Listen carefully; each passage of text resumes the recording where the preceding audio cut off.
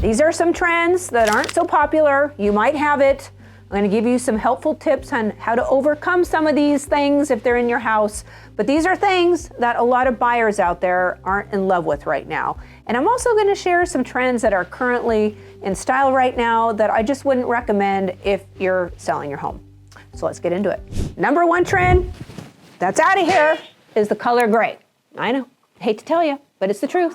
So if you are preparing your home for sale and you're making flooring selections and window treatment selections and wall colors, right? You're gonna avoid the color gray. Avoid it, no more, okay? And you're gonna choose warmer tones. If you're going to paint your house a color, you're going to paint it white, and I don't care what your designer or your realtor or your bestie tells you. White is the way to go, okay? Now, in my house right now, you can see behind me, this is Dunn Edwards Steam. Love the color, great color. It's not too yellow, it's not too blue. My go-to is Dunn Edwards Swiss Coffee. I like Whisper. White Dove is another great paint color. Just white, any color white will work, okay? Even if you don't love the white when you paint it, don't worry. I've never had a buyer walk into a house and say, "What were they thinking? That color white, it's just too much for me." Never have I ever had that happen. And by the way, for those of you that love that beige or that warmer tone white, I've had buyers come in and go, "Man, I wish they didn't pick that color. I just wish it was a little bit brighter in here." When you're selling your house, brighter is better. Now, if you already have gray in your house, do not make this mistake. Sometimes you just have to embrace it. If your house is painted gray, I would highly suggest that you paint it white, more of a warmer white if possible. But those floors are very expensive to replace. And what I see a lot of these realtors that are giving advice on how to cover up the gray, they're not giving great advice. So you don't take gray flooring and go stick bright colored, warm rugs on the floor to cover it up. If anything, that only enhances the coolness of the floors. You don't mix warm and cool together. So if you do have those cool floors, the gray floors, you're gonna put a larger rug that's either oatmeal or a light color, like something braided.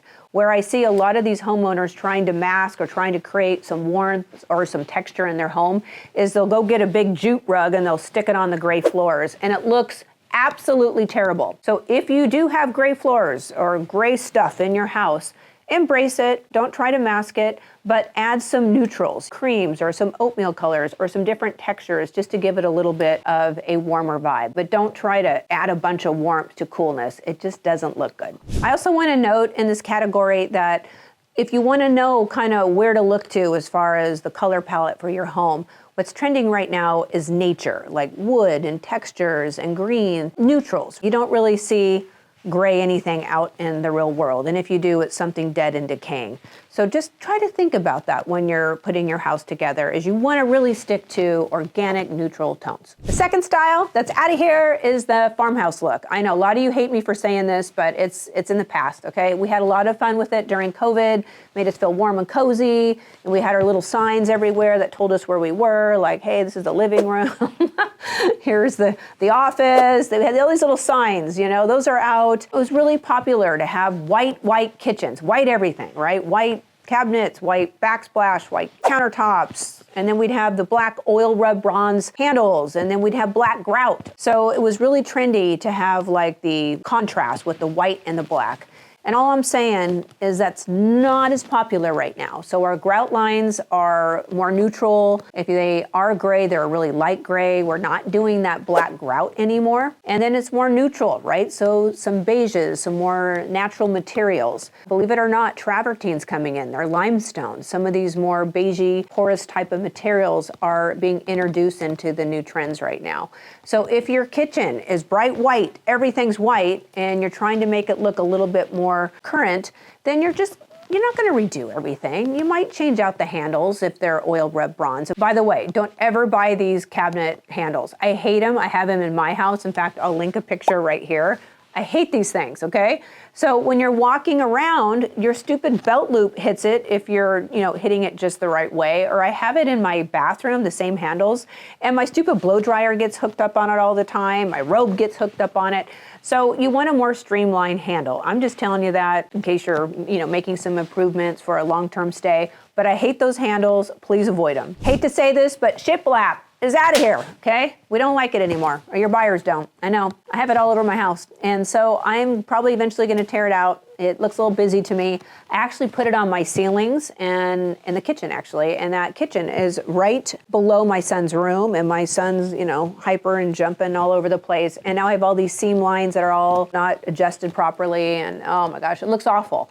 So if you are selling your home and you're thinking you're going to make it cool by putting shiplap in there, I would say don't do it. It's something you want to avoid. What's trending right now is the wainscoting is really beautiful. More traditional paneling is also something that's coming in. Sleeker lines are coming in, but shiplap, it's out. I know.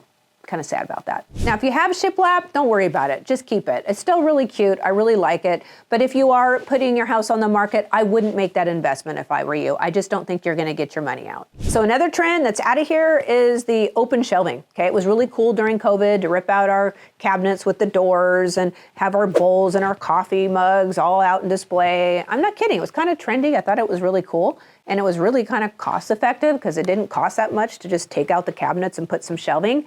But it's kind of gross, right? Like a fly dies and it goes in your bowl, or it gets dusty if you don't use it all the time. I don't know. But I think it's super cute. I think it's great for display. But if you are going to sell your home, I wouldn't suggest you tear out your cabinets and put open shelving. It's kind of trending out. And for good reason, just not practical. The other thing, which I really hate to even touch upon this, and a lot of you are gonna disagree, but if you're gonna redo your home and you wanna redo your cabinets, that shaker style cabinet is kind of going out. The single panel cabinet that is actually really nice and really sleek. Some of the more elaborate edging is also something that's coming in, a little bit more traditional. But if you're going to make an investment in your kitchen, I would try to stay away from shaker cabinets. I know! That's just my opinion, I don't know, it just seems a little too farmhousey, if you ask me. So if you are planning on redoing or replacing faucets in the kitchen or the bathrooms, or maybe just some handles on a cabinet, what type of finish should you select? And all I'm gonna tell you is if you're selling your house, you don't wanna make big statements. You want things to just kind of melt into the background, okay? So if you have a white cabinet, you're not gonna choose oil rub bronze handles, for example, or a copper, because it's gonna stand out. So I would recommend either a stainless steel or a brushed nickel, something like that. If you have really dark cabinets, then maybe you use an oil rub bronze. But you don't want your faucets or your handles to be like the major theme in any room. So try to make it as toned down as possible. I hope that helps. As a reminder, I don't like that shiny gold stuff that's supposed to look like brass. I love brass. Brass is gorgeous, but fake brass, not so much. So you're not fooling anyone if you're trying to put those fake little gold knobs everywhere. Doesn't look good. It looks cheap.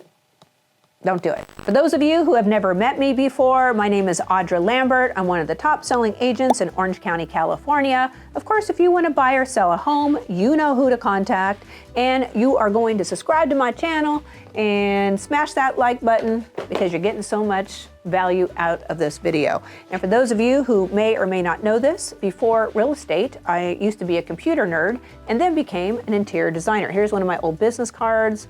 It used to be called Cashmere Designs. So when you watch this video, I promise I know what I'm talking about. All right, let's get back into it. Let's talk marble. Last year, we saw marble everywhere. It was like head to toe in all the bathrooms. If you go in the kitchen, it's on the countertops, on the backsplash, it's on the floors. If they could make cabinets out of it, they would. So I never really liked that. I thought it was always a little too busy. Well, it's trending out because too much of a good thing is just not a good thing. We don't want to overdo our homes if we're going to sell it. Hey, if you want to live in your home and you want to do marble from head to toe, then you do you. No big deal. That's a beautiful, beautiful material. If you're selling your home, it's going to be too much, more than likely, for your buyers.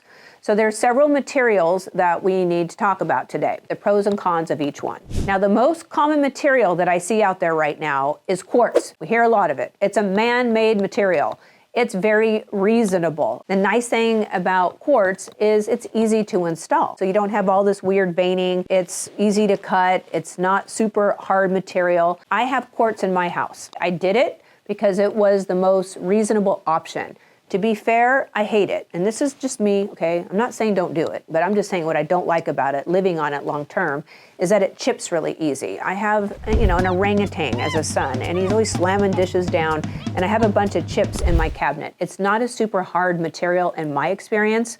I will say this, it doesn't stain, which is nice. However, I did have a client that put a hot pot on it and it did leave a burn mark. But if you are renovating your home, there's some beautiful quartz material out there. It is very reasonable. It gives you the look that you could potentially find in marble or even some really nice quality granites. It's not a bad option, very reasonable option. The two strongest materials out there are quartzite and marble. Now the problem with quartzite and marble is that they're porous, so you get a lot of staining. You gotta take care of it, you gotta seal it. It's absolutely gorgeous. I have a lot of clients that put marble in their bathrooms, in their showers, and they're just like, what was I thinking? It's a nightmare to maintain, okay? So if you are fastidious about, sealing and taking care of your product, it's a gorgeous product. However, it is expensive to install. There's a lot of veining. Some of the slabs are difficult to match. It's a hard surface, so the installer is probably gonna charge you more to install it. But oh my goodness, when you go into a kitchen or a bathroom that's using marble or quartzite, it's just stunning. And if you know, you know, okay? So if you do have a higher end home, I'm gonna suggest that you lean more towards quartzite or marble to support the value of the home. If you have a mid-range home, like me, we're gonna put quartz in it, okay? Because it's a more affordable option, less expensive to install, and it looks fantastic. One of my favorite countertops out there, and even for bathrooms, is granite. Like, a lot of people give granite a bad rap. We always think of granite back in the Tuscan era, where you get the yellows and the oranges and these weird, wacky veining in the product, but there's some gorgeous granites out there. I would just really highly suggest that if you are shopping for countertops, don't kick granite to the side. I mean, the wonderful thing about granite is it's heat resistant, it doesn't scratch very easily, it's easier to maintain. I actually visited a homeowner that I sold my property to 20 years ago, and I picked out this crazy looking granite slab, which I paid a fortune for. And when I went to visit her at my old house, that granite was in gorgeous condition. I mean, the house was all thrashed because she had kids and dogs and pets, but man, did that granite look beautiful, and it was still in style. So you can get granite at a reasonable price. It's easy to care for. Oh gosh, I just would not discount granite. It's a really good option. I just wouldn't get too wacky with some of the colors and some of the patterns. Caesar stone. Caesar stone was used a lot 15 years ago. It's also a man-made product. It's very reasonable. I don't think it's a bad option, especially for some entry-level homes and you just want a really clean look, easy, affordable. There's also limestone. You hear that a lot. I love limestone. It is absolutely gorgeous. You can't go wrong with limestone for the look. However, living on it, it's a nightmare. It's really hard to just avoid staining and overuse on limestone. It's a softer material. It's absolutely stunning. But if you are installing it in a high-use area, ooh, I just don't think that's a good idea. One more. I could create a whole video on countertops, which I might do. But anyway, just one last one is butcher block, okay? I love it. I think it's absolutely beautiful. My client just installed it in their kitchen. Oh my gosh, it adds warmth, it's glorious. However, there's two problems with it.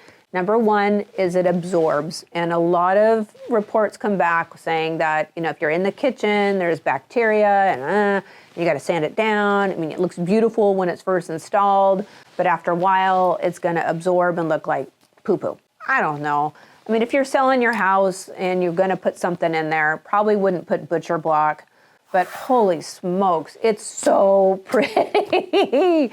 Pretty, I love it, but don't do it. Let's talk window treatments. Plantation shutters. I'm not a big fan of plantation shutters. I know we all spend a lot of money on them. I have plantation shutters in my house. I hate them because they block the light, they block the view. And sometimes we want to block the view and we want to block the light. But most buyers aren't going to come into your house and say, wow, I'm going to pay a premium because they have plantation shutters. In fact, when I'm showing a house that has plantation shutters, I literally open up the plantation shutters, pull them back the best I can. And sometimes I tell my sellers, just rip them off the wall. I mean, if you are selling your house, I suggest you don't invest in plantation shutters. You have those Roman shades that are nice, the roller shades. I love draperies, right? And of course, if you are installing draperies, you're gonna put the draperies as high to the ceiling as you can and as far as you can go, okay? We don't put these little tiny drapes on either side of the window. It goes all the way across the wall. So be really, really careful when you're installing any type of window treatment. And honestly, if you don't want to spend the money, it's better to have no window treatment and have lots of light and clean windows rather than icky window treatments. And a lot of you love those louvaliers that, you know, like, and then they fall down and they crash. Just take them off the windows if you're selling your home. Trust me, it looks way better. So I wouldn't get too caught up in trends. Like right now, which I'm not a big fan of, is this rounded furniture. Like you have these round couches and they're all kind of look like amoebas, and you have these round chairs and you got these like round, everything's round, and I just not into it. I like classic furniture. I'm also not into the matching everything. Like we got the couch that matches the love seat, that matches the chair. Okay, no matchy-matchy. Okay, but let's not get too caught up in the trends, right? Work with what you have. Now, if you are putting your house on the market, the best thing you could do is declutter as much as you can. Declutter everything, try to neutralize everything, try to make sure everything's uniform and it smells good and it's clean. That's gonna be where you're gonna make your biggest bang for your buck. And most importantly, make sure things are working, okay? You can make your house look beautiful, but you don't want your buyer coming in, finding all these things that are wrong with your house once they get into the home inspection. I will link down below several checklists that you can download. There's one for staging, there's one for how to pass a good home inspection. There's another one called, hey, these are the questions you should be asking your listing agent. They're all free. Also, I will link down below several videos that'll help you with staging and decluttering your home. Thanks so much for watching this video. Please subscribe to my channel and smash the like button. I'd greatly appreciate it. I'll see you in the next video.